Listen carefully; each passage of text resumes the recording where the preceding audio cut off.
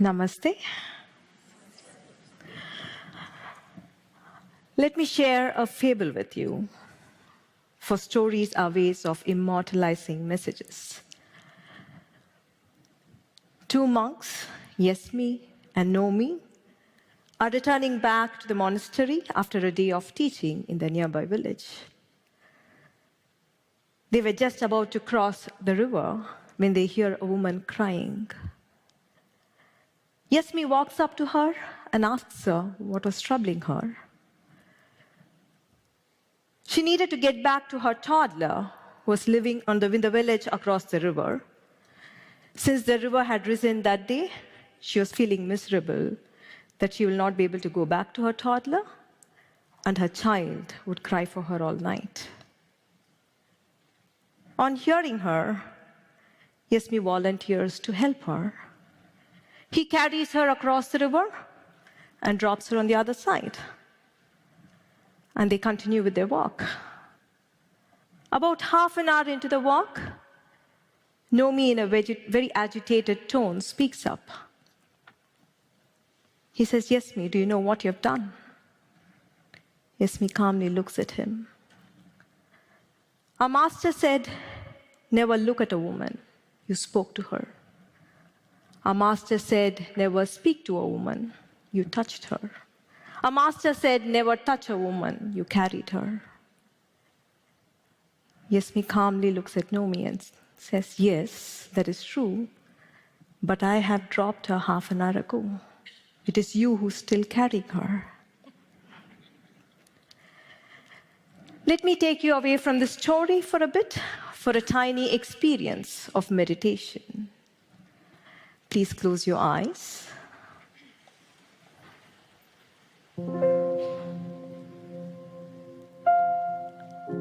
I still see a few sneaking a peek. It is safe to close your eyes. Inhale and exhale deep and slow. With every exhale, raise the edges of your lips into a gentle smile. Inhale. Exhale. Inhale. Exhale.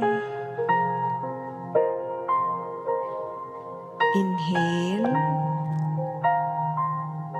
Exhale. Broaden your smile.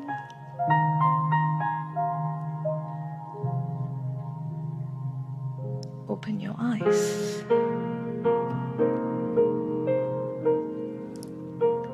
Do you recognize that with a little attention to your breath and a smile to your face, you're more calm and more present?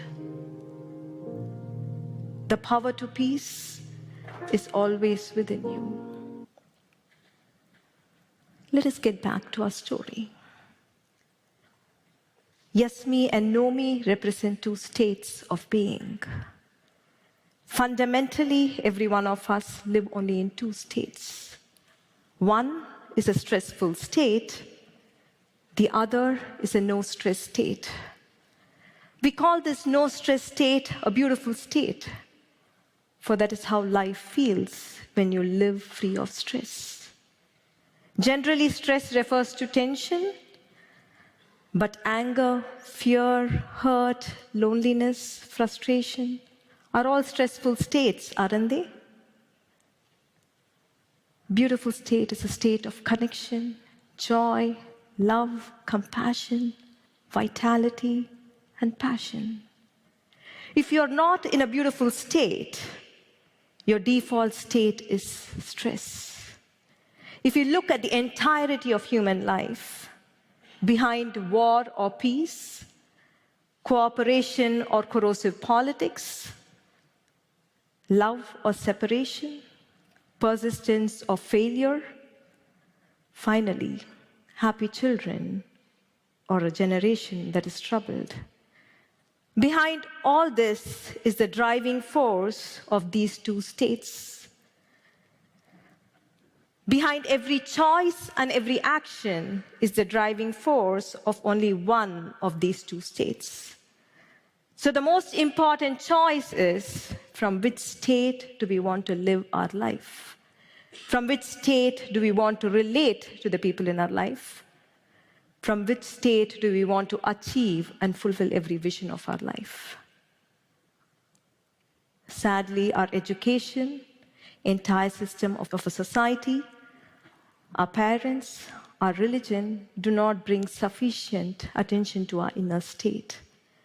In fact, the very structure of education at school makes us compete, makes us feel jealous of another's progress, makes us feel ashamed of being less. It is a total compromise on the essence of being human. Let us get back to our story again. Yes me represents the beautiful state, and no me represents the stressful state. No me has created a problem in his mind and is paralyzed with it. Yes me solves the problem of a fellow human being and continues with this peaceful walk.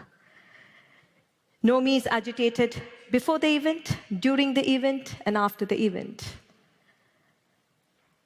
And his thinking becomes incredibly stupid and complicated because of his inner agitation. Yes me, while in action, is fully present, and once the action is complete, his departure from the situation too is total. In a beautiful state, there is no compulsive rumination of the past or anxiety over the future. It is a state where you experience inner simplicity and the brilliance of an uncluttered mind. It is a state where you are connected to the present. No me is lost. In a stressful state, you are lost.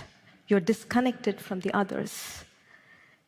You might be amidst people, but yet feel lonely. Yes me is different. He's connected to the lady's plight. He helps her. He understands Nomi's distress and tries to help him out with a wise remark.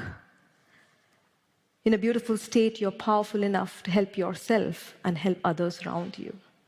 You're outright intelligent, and your actions are decisive and powerful. Let us observe Nomi a little longer. Anger and confusion have mounted over his ideals of duty and virtue. In my observation, when a stressful state mounts over your ideals, however lofty they are, whether they are of patriotism, unconditional love, duty, or honesty, we become insensitive and indifferent.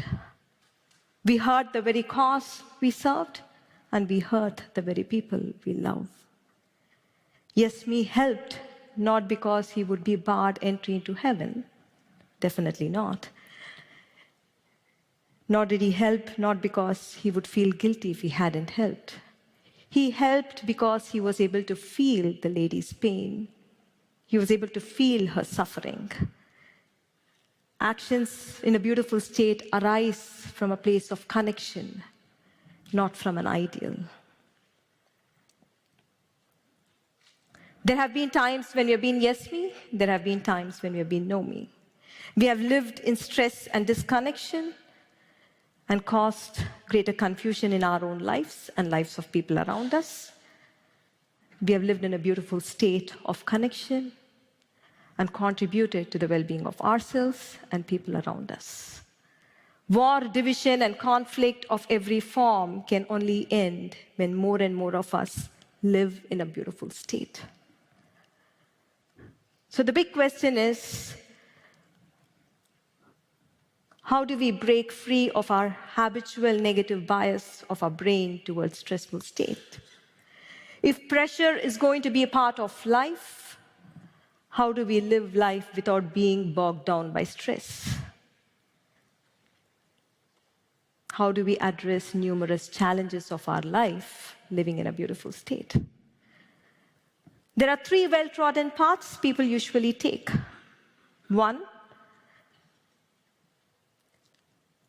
we live in stressful states and plummet into hurting inner states. 2, we try to escape stress. We try to achieve a temporary dopamine high. However, when the dopamine plateaus, we are left feeling emotionally dry and empty. 3, we try replacing inconvenient beliefs, stories, and ideas into more convenient ones. The problem, however, is none of these 3 paths have the power to get you off the gravitational pull of suffering or long-term stress. And we succumb back into the vortex of habitual stressful emotions. We need a greater inner power to get us to a beautiful state. And that is the way of inner truth. About 8 years ago, we as a family met with an accident while at Big Bear Lake in California. We emerged safe from the accident. But while in the waters, Krishnaji, my husband, co-founder of One World Academy, realized the root cause of all human suffering. He saw what kept suffering alive for days, months, and years after a stressful event was over in anyone's life. Past and present circumstances, other people and their behavior can trigger stress in us, but they do not keep us chained in our unhappiness. While in the waters, he saw the true reason for humanity's suffering. He saw all emotional suffering arising from obsessive, self-centric thinking. It is a total preoccupation with oneself. It is a total incessant preoccupation with oneself. And it is this preoccupation that separates you from the other. It is this preoccupation that is responsible for war, conflict, and division of every kind that we see in the world today. This truth can be inconvenient for us. But if we can observe our emotional suffering in the light of this insight, then this truth can liberate us. This truth can set us free. In suffering, in unhappiness, in stressful states, you're preoccupied with yourself.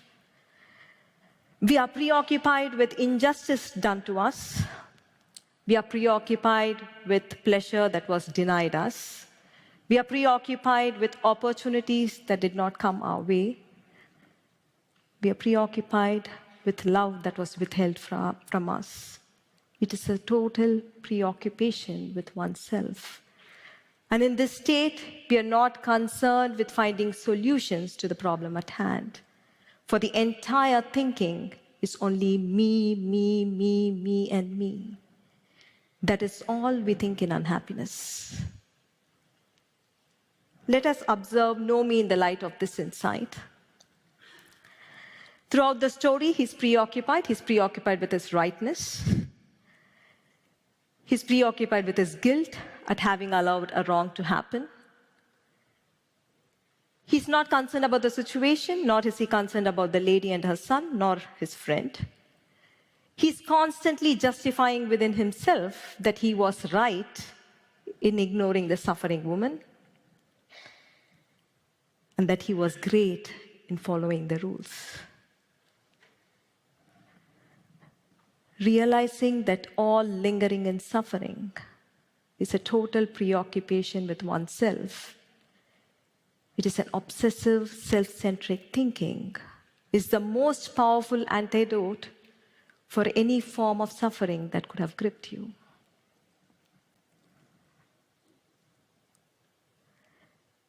When you see it, not only you walk out of stressful states, but there is a great release of energy. And you awaken to a sense of power, connection, freedom, and purpose. We know the way now. Let's do it. It works. let us do a small 3-question meditation. Please close your eyes. Please remember, meditation is not about a religion. It is about being human. It is about returning to a beautiful state. Bring attention to your breath. Inhale and exhale, deep and slow. Observe yourself. Are you in a stressful state, or are you in a beautiful state?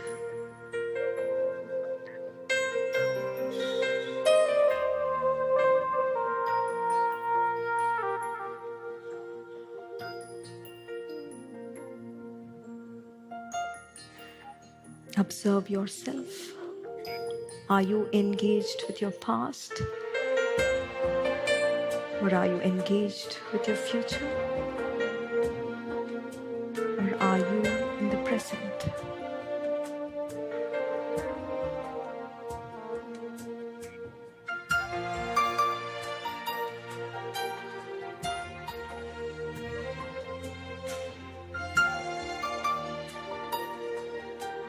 Observe yourself. Are you preoccupied with yourself? Or are you in a state of connection?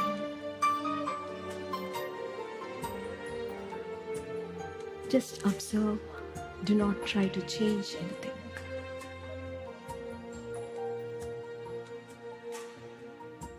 Imagine a flame glowing in the middle of your forehead.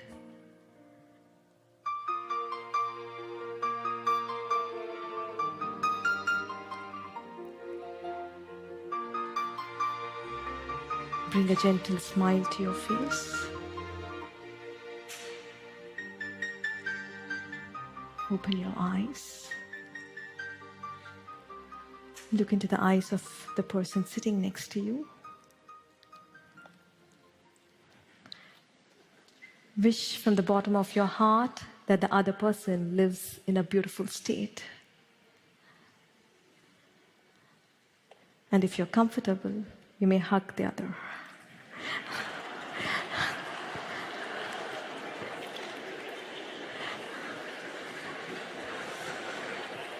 Thank you so much.